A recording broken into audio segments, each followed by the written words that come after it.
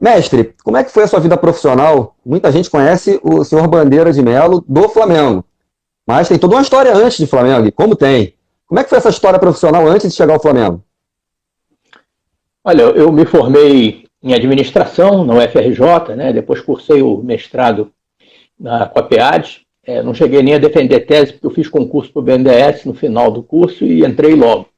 Mas enquanto eu estava na faculdade, eu já trabalhava, né? Então, a administração da UFRJ era de noite, ali na Praia Vermelha. Então, desde 19, 20 anos de idade, eu já trabalhava o dia inteiro e ia para a faculdade à noite. Aí depois, quando eu fui fazer o mestrado, não. Aí eu parei tudo, fiquei vivendo só da bolsa lá da Copiade. E, e aí depois entrei para o BNDES, fiquei 36 anos lá no BNDES. Então foi uma vida lá dentro, aprendi muito, fui muito feliz lá. Costumo dizer que o BNDES é a minha segunda instituição favorita. Só Qual foi seu primeiro cargo ali e seu último cargo lá, qual foi? Quais foram? Eu era funcionário de carreira, né? Então eu entrei, né, Aham. como administrador, né, trabalhei em vários departamentos, né, aí chefiei também vários departamentos, energia, telecomunicações, área social, meio ambiente, apoio aos municípios. Então você fica 36 anos numa instituição como o BNDES, né, que é o principal órgão de fomento ao desenvolvimento econômico e social do Brasil, né, você aprende muita coisa e acaba passando por praticamente todas as áreas de atuação do banco. Né? Então isso realmente foi muito bom para mim. E quando eu já estava para me aposentar do BNDES, apareceu o Flamengo na minha vida.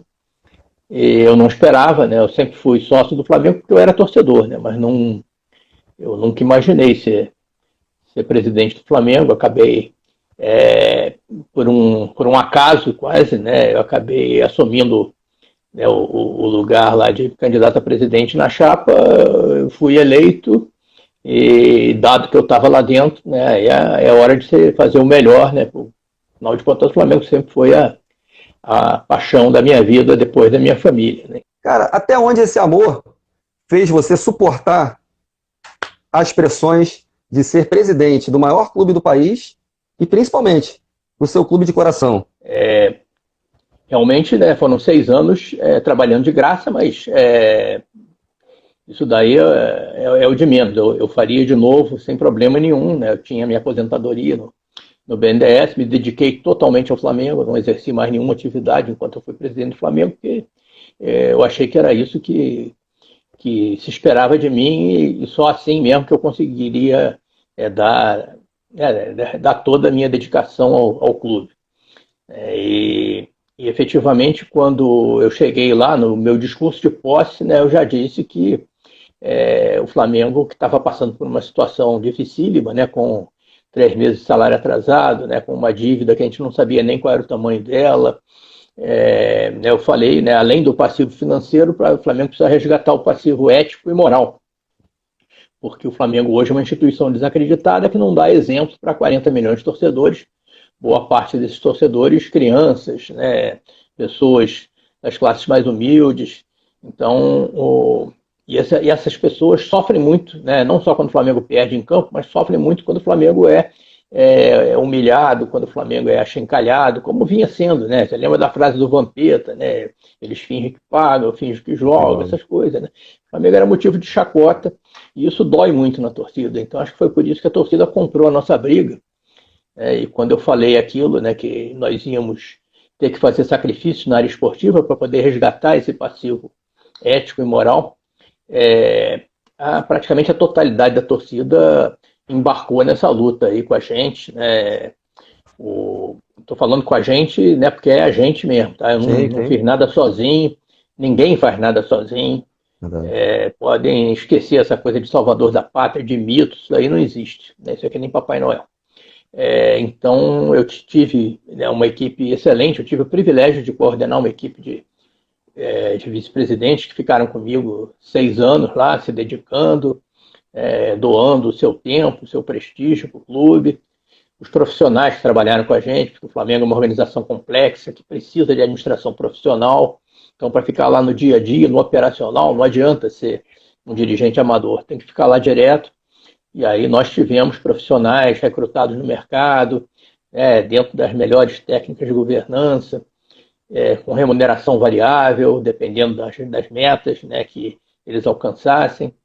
Então eu agradeço muito a esses profissionais que ficaram comigo também esse tempo todo, e agradeço principalmente à nação rubro-negra, a torcida. Se não fosse o apoio da torcida, a gente não tinha conseguido. A torcida realmente comprou aí a nossa briga, a torcida foi parceira, a torcida foi de uma cumplicidade conosco, né, que eu agradeço muito. E felizmente, né, a torcida sofreu 4, 5 anos lá, corremos risco de cair para a segunda divisão, mas hoje, felizmente, ela tem orgulho do seu clube, né, que hoje é um clube cidadão, é um clube que ganha todos os prêmios de transparência, de gestão esportiva, é um exemplo positivo, né, para a sua torcida. E depois que conseguimos recuperar financeiramente o clube, né, diminuindo a dívida pela metade, multiplicando o faturamento por 4, a torcida hoje pode comemorar, né, porque tem um time de futebol que está dando muitas alegrias para todos nós. Bateu dúvida em algum momento se daria para de fato colocar o Flamengo, entre aspas, em outro patamar? Não, em nenhum momento. A gente sabia que era um caminho difícil, que ia requerer muito sacrifício, ia requerer muita determinação, muita competência, mas eu nunca tinha dúvida de que o caminho era aquele. Inclusive, muita gente me pergunta, vem cá, na hora que você viu o Flamengo ameaçado de cair para a segunda divisão, né, o Flamengo passando dificuldades, né, não deu vontade de abrir mão da responsabilidade, né, e reforçar o time, né, mesmo sem condições para isso.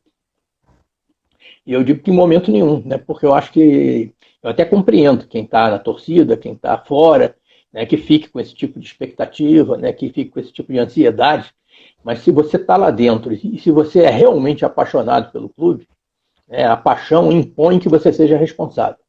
Né, você não tem direito de cometer uma irresponsabilidade em nome, né, de uma satisfação pessoal momentânea.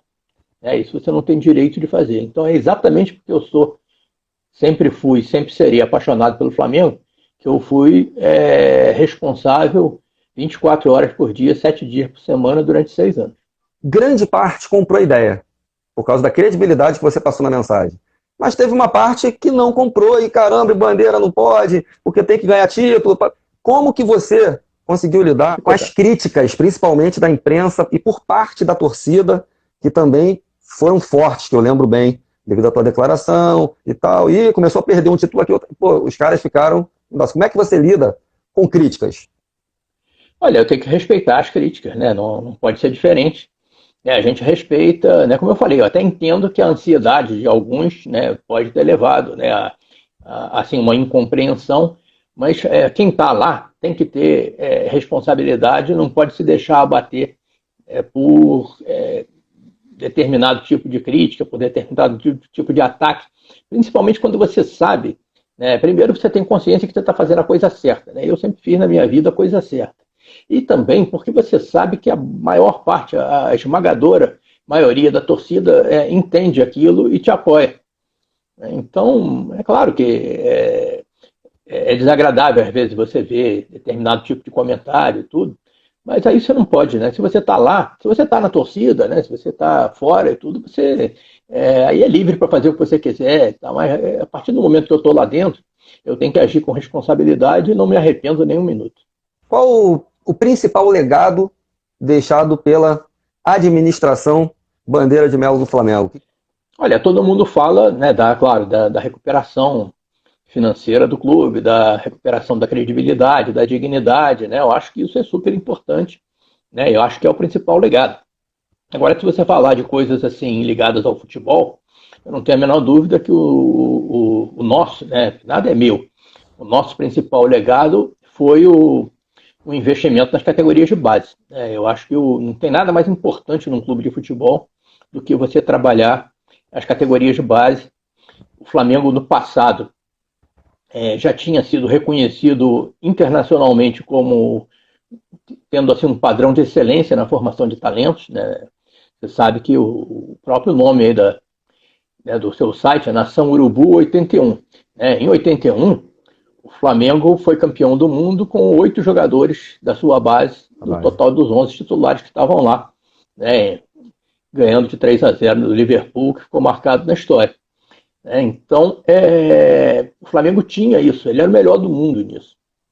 E nós perdemos essa competência ao longo do tempo, nós fomos sendo ultrapassados por vários clubes, até do Rio mesmo, e quando a gente assumiu o Flamengo, apesar da gente ter lá no clube alguns profissionais extremamente competentes nessa área, o Flamengo não dedicava atenção, não investia na base. Então, eu entendi, né, nós entendemos que isso era fundamental e começamos a tentar virar esse jogo. Agora, quando você investe na categoria de base, você faz um investimento hoje, você não colhe o resultado daqui a uma semana, daqui a 2 semanas, daqui a 1 ano, daqui a 2 anos, nem daqui a 5 anos. Isso é um investimento de longo prazo. Você começar a investir hoje, você vai colher daqui a 10 anos, daqui a 6, 7, 10 anos. E, efetivamente, nos 6 anos que a gente passou por lá, a gente não deixamos desassistido em nenhum momento, né? Nossa categoria de base, né, investimos pesado mesmo e os frutos começaram a ser colhidos já no final da minha administração. Então, você vê, quando a gente chegou lá em 2013, o último jogador formado pelo Flamengo que tinha sido vendido com uma transação expressiva, né, para o exterior, tinha sido o Renato Augusto, em 2008, se eu não me engano, que ele foi negociado lá para a Alemanha. 5 anos sem vender alguém, muito tempo. E você vê, depois que a gente assumiu, né, passamos um tempo e tudo, né, hoje a base do Flamengo é uma máquina de fazer dinheiro. Sem contar que ganhou títulos importantes, né, nós só tínhamos 2 copinhas, ganhamos 2, 2016 e 2018, no Pacaembu, na casa do adversário, contra a torcida adversária.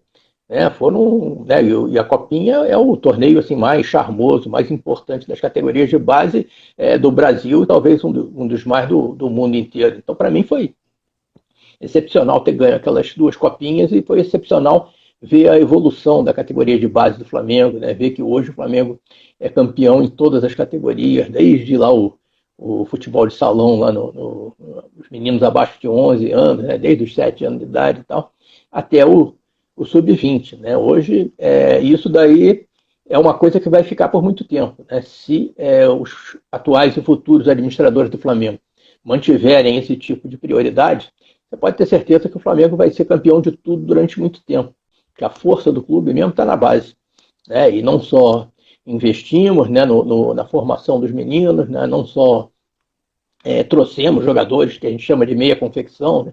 Às vezes você pega um jogador já com 15, 16 anos que se destaca num outro clube e você traz e completa a formação dele no Flamengo.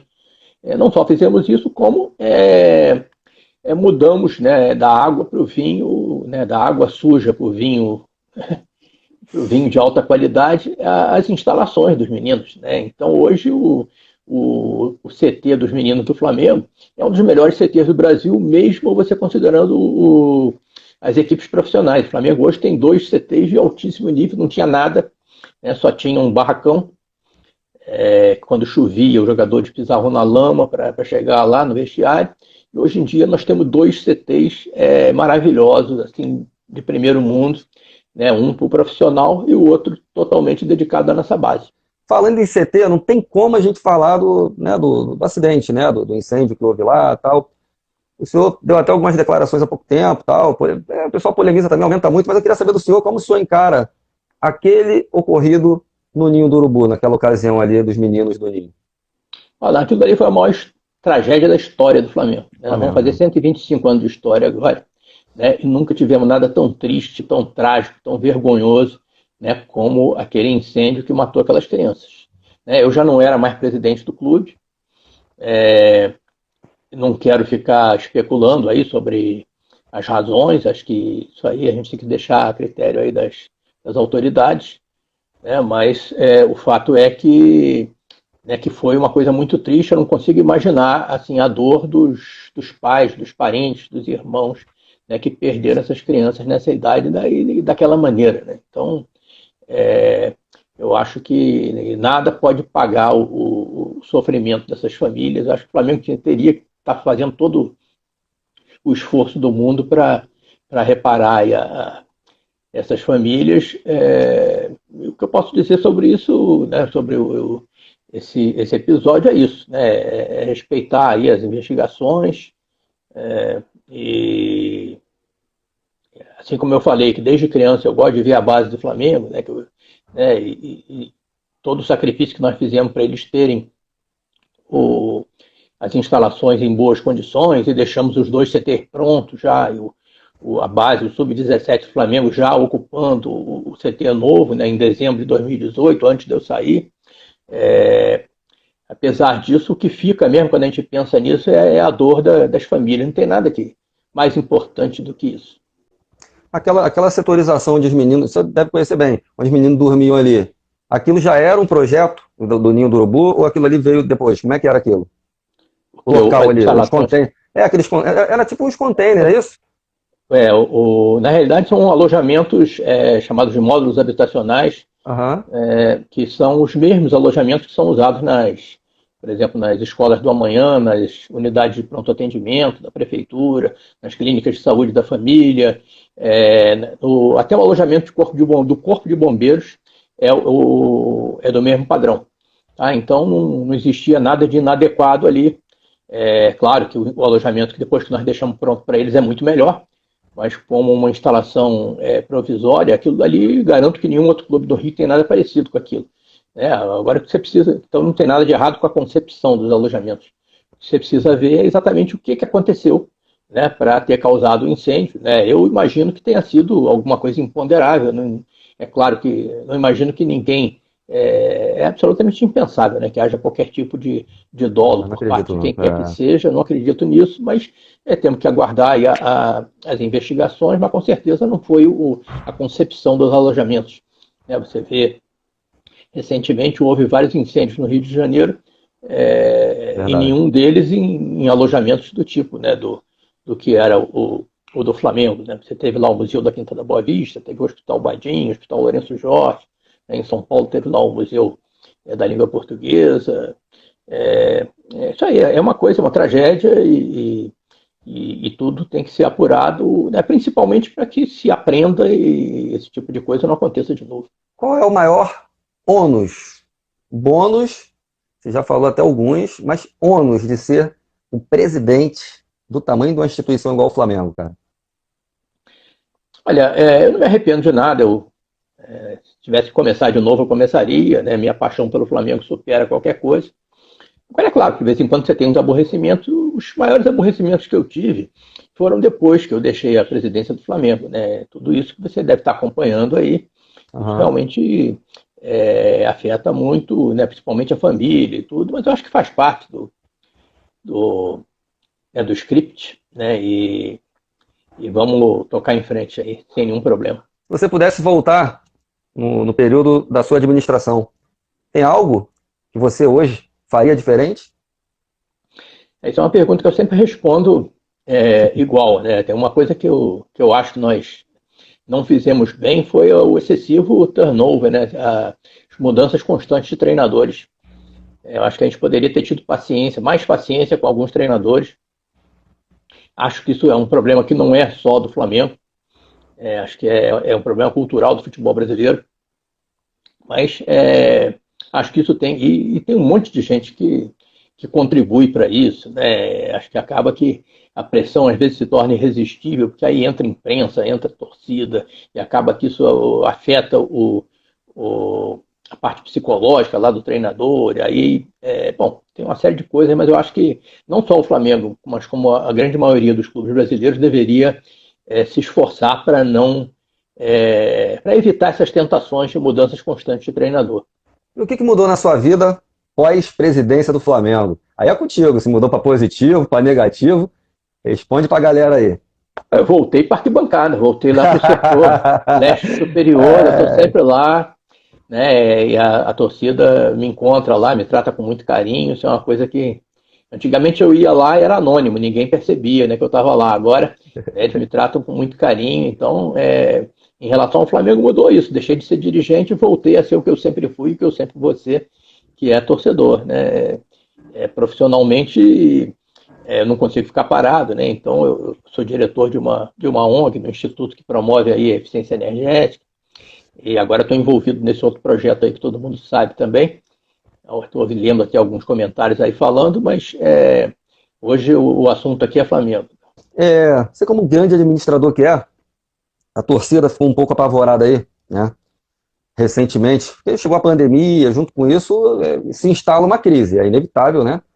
A questão toda é que o Flamengo teve demissões em massa, questão de empréstimos, que saiu também na mídia e tal, assim como saída de alguns patrocinadores, como chegada de outros patrocinadores. Isso é sintoma de pandemia ou isso é sinal de alerta, administrativamente falando? Olha, a pandemia, ela afetou todo mundo, não só os clubes de futebol, não só o Flamengo. Claro que o Flamengo vai sofrer com a pandemia, mas os outros clubes com certeza vão sofrer mais, porque o Flamengo pelo menos estava capitalizado, estava bem administrado, estava com o seu passivo controlado. Mas não só o futebol, né? Todas as empresas, todas as administrações municipais, estaduais, governo federal, no Brasil, no mundo inteiro, todo mundo vai sofrer com a pandemia. E o Flamengo não é diferente.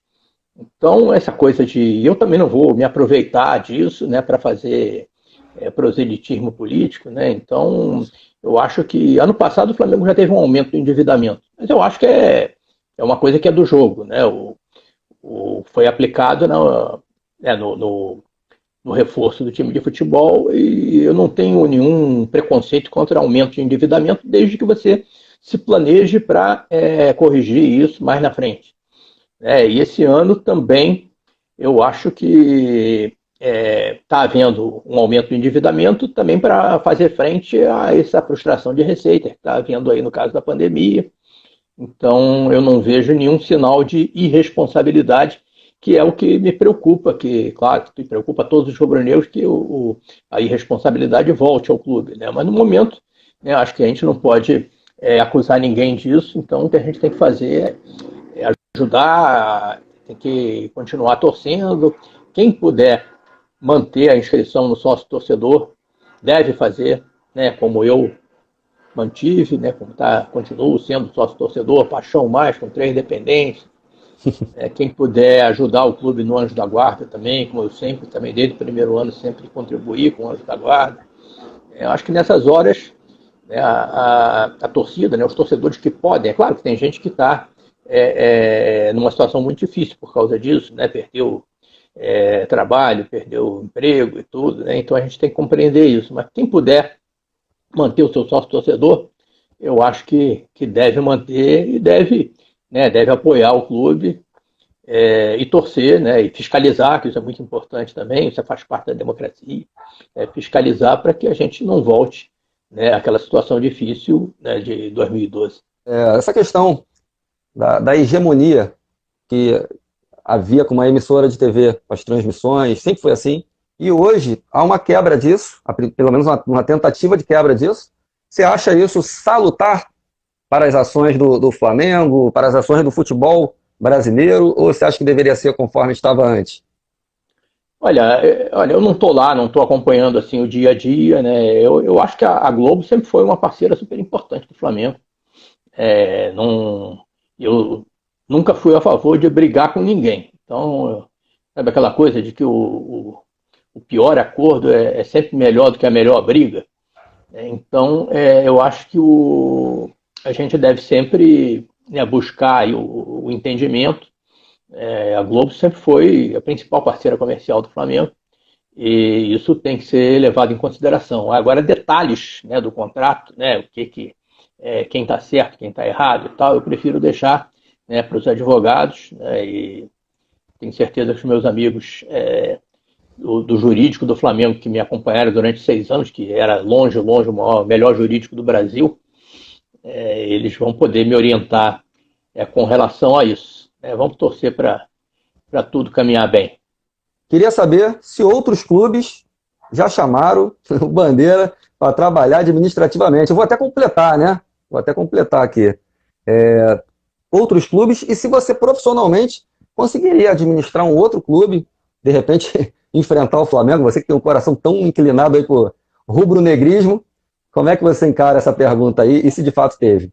Realmente eu recebi sondagens, né, recebi assim, apelos, inclusive, de torcedores de outros clubes, né, que às vezes vêm falar, não, você podia ir lá presidir o meu clube.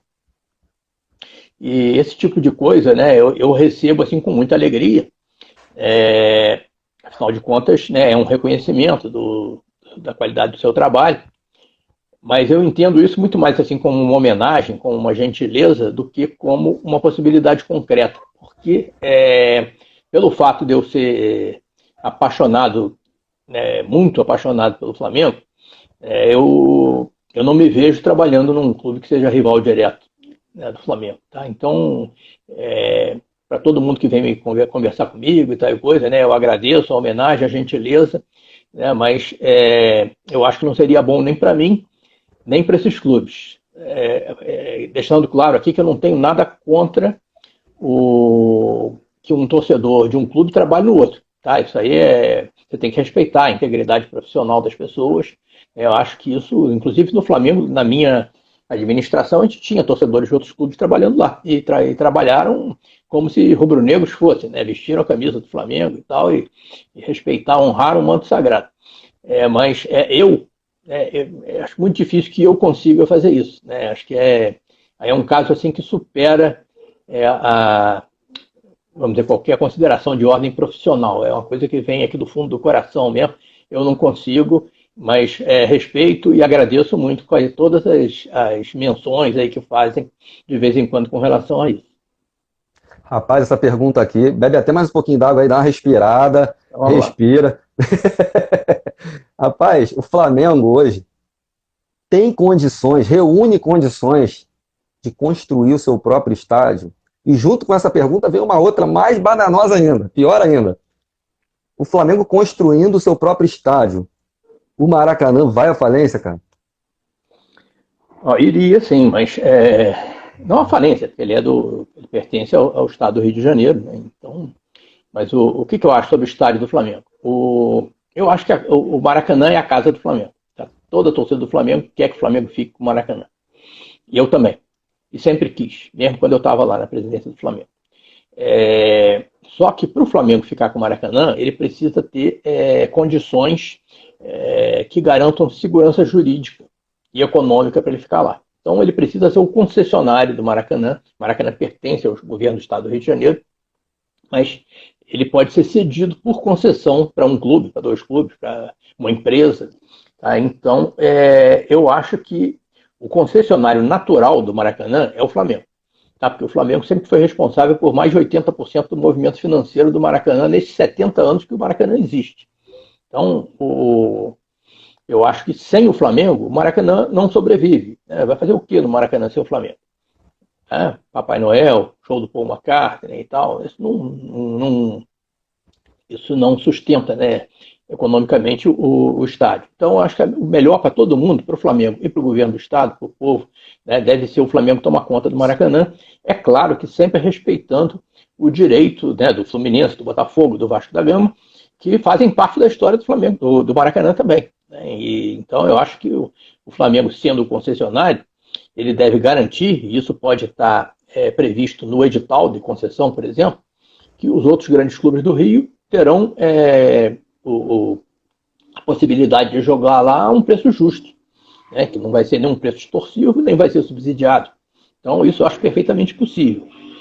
Agora, por que na nossa administração nós buscamos uma solução alternativa?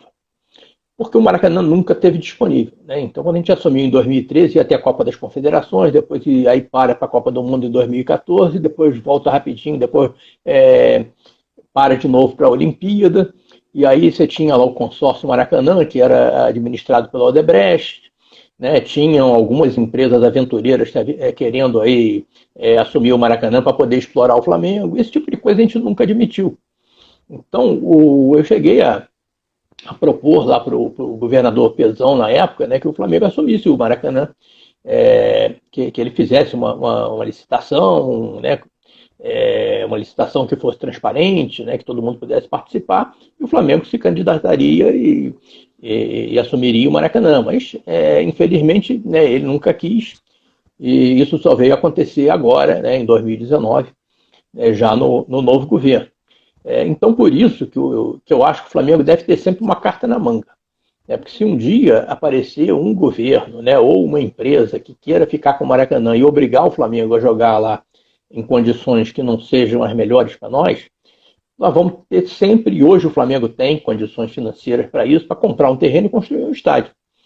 Isso, para o Flamengo, não é nenhuma impossibilidade isso. Agora, acho que seria péssimo para o Rio de Janeiro, porque você tem um complexo esportivo do tamanho do Maracanã que ia ficar subutilizado, isso ninguém quer. Se o Flamengo quiser, ele hoje pode sim pegar um terreno e construir. Então o Flamengo hoje reúne essas condições de ter um estádio próprio. Não tenha dúvida disso. Podemos comprar um terreno e alavancar recursos para construir o estádio. Mas eu acho que o ideal seria a gente assumir o Maracanã e usar esse recurso para fazer os investimentos que o Maracanã precisa. O Flamengo tiver 30, 35 anos de concessão, ele vai ter segurança jurídica, vai ter expectativa de fluxo de caixa para fazer os investimentos que o Maracanã precisa para ficar melhor ainda para a nação rubro-negra. Você acha que o Flamengo hoje ele dá continuidade ao processo de gestão implantado na administração do senhor Bandeira de Mello, ou você acha que foi implantada uma nova metodologia, ou você desconhece o processo hoje que há dentro do Flamengo? Olha, por todas as razões que vocês estão cansados de conhecer, eu evito participar da política do Flamengo. Eu praticamente não vou lá à sede da Gávea. As poucas vezes que eu vou lá é para retirar meus ingressos lá, né, porque eu sou sócio torcedor. Muitas vezes você não pode usar o cartão, você tem que trocar os ingressos. E aí eu tenho que ir lá à Gávea, aí eu faço isso. Mas eu não estou participando da política, não estou participando dos conselhos, embora eu seja conselheiro. Então eu prefiro assim não comentar assim, os detalhes. Tá? Eu tenho vários amigos que fazem parte dos conselhos. Eu tenho certeza que se tiver alguma coisa muito grave, eles vão me contar. O que eu torço, né, e que eu acho que a torcida do Flamengo e os sócios do Flamengo devem fiscalizar e se certificar sempre é de que os princípios, né, de profissionalismo, de responsabilidade sejam mantidos, né, que não haja nenhum tipo de tomar lá da cá, de pessoas sendo nomeadas para cargos, seja remunerados, seja não remunerados por razões políticas, esse tipo de coisa, né, eu acho muito desagradável. Então eu acho que a torcida deve ficar atenta a esse tipo de coisa, mas pelo menos do ponto de vista de finanças, né, eu não estou vendo nada que ameace vamos dizer, a situação que nós deixamos lá em 2018. Hoje, na administração do Landim, você acha que para dar continuidade, sempre ventilam que o Marcos Braz possa vir na próxima administração, mas é só especulação, não tem nada de oficial, nada. Você acha que hoje é um caminho para dar continuidade a essa administração atual? Alguém dessa mesma administração assumir o Clube de Regatas do Flamengo posteriormente? Ou você acha que deva vir novos ares ali para dar continuidade a essa modificação cultural de Flamengo? Olha, a única certeza que eu tenho em relação ao próximo pleito presidencial do Flamengo, né, que vai ser no ano que vem, no final do ano que vem, é que eu não estarei nele. Tá? Então, isso que eu sei. Agora, quem vai ser, eu espero, sinceramente, que seja um rubro-negro, que seja competente, né, que seja responsável. E no próprio grupo político que eu participava, tem vários que eu certamente teria muita satisfação de votar neles. Tá? Mas o importante é que não são as pessoas, o importante é o Flamengo. Assumiria um cargo na CBF? Eu não teria nada contra em princípio, mas acho que ninguém vai me querer por lá, porque eu sempre fui um crítico da governança do futebol brasileiro. Eu acho que a CBF, por exemplo, é uma entidade que a sua direção é eleita apenas pelas federações, né? A gente sabe como é que são as federações. É só ver aqui do Rio, né? O Flamengo, se juntasse Flamengo, Fluminense, Botafogo e Vasco, que tem 100% da torcida do Rio, isso não dá nem 10% da Assembleia da Federação do Rio. Então, o tipo da coisa que eu não descartaria, né? Trabalhar numa entidade que fosse congregasse todos os clubes, né? Isso aí por mim não teria problema nenhum, porém a chance disso acontecer é zero, é abaixo de zero. Tá? Então, é bom nem a gente ficar pensando nisso. Bandeira, outro tema que tem sido também totalmente especulado, tal, essa proatividade do Flamengo para que haja o retorno dos jogos, as partidas voltarem, aí foram a presidência da República, reuniões constantes com a FERJ e tal. Como você enxerga hoje o retorno do futebol mediante a esse processo novo, né, para todo mundo, que é essa tal dessa pandemia que assolou o mundo? O que você acha do futebol voltar agora? Eu acho que essa pandemia é a coisa mais grave que já aconteceu aí no Brasil, no Rio, no mundo e tal, desde que eu me entendo por gente. E já temos mais de 55 mil mortos, né? Vamos, com certeza, ir muito além disso. É uma situação muito grave. Eu acho que a gente só deve fazer qualquer coisa com o pleno aval das autoridades de saúde pública. Então, isso eu não estou falando do Flamengo, não estou falando do futebol, estou falando de tudo. Se a gente tiver o sinal verde das autoridades, pode voltar, problema nenhum, vamos voltar. Eu acho até que deve planejar para quando voltar em boas condições. Mas qualquer tipo de precipitação, qualquer tipo de forçação de barra, né, para voltar antes da hora, acho que é um desserviço e é inclusive um mau exemplo. O Flamengo deu aula, né, cara, na questão dos protocolos em si, se preparou muito. O Tanuri, a gente não precisa falar da competência dele como médico que é, mas mesmo com todo esse protocolo, você acha que o risco ele é muito eminente no retorno? Olha, não sou eu que devo julgar. Eu sou fã incondicional do trabalho do Tanuri, não foi à toa, é um dos grandes orgulhos da minha administração, né, foi ter promovido o Tanuri aí a chefia lá do departamento médico, né, da parte de excelência em performance do clube. Eu acho que ele é um craque, né, você vê que toda essa questão aí de recuperação de contusões, de prevenção de contusões, tudo isso o Flamengo evoluiu, mas muito, né, desde que ele assumiu. Uma pessoa assim que os rubro-negros devem ter muito orgulho de ter o Dr. Márcio Tanuri lá na administração.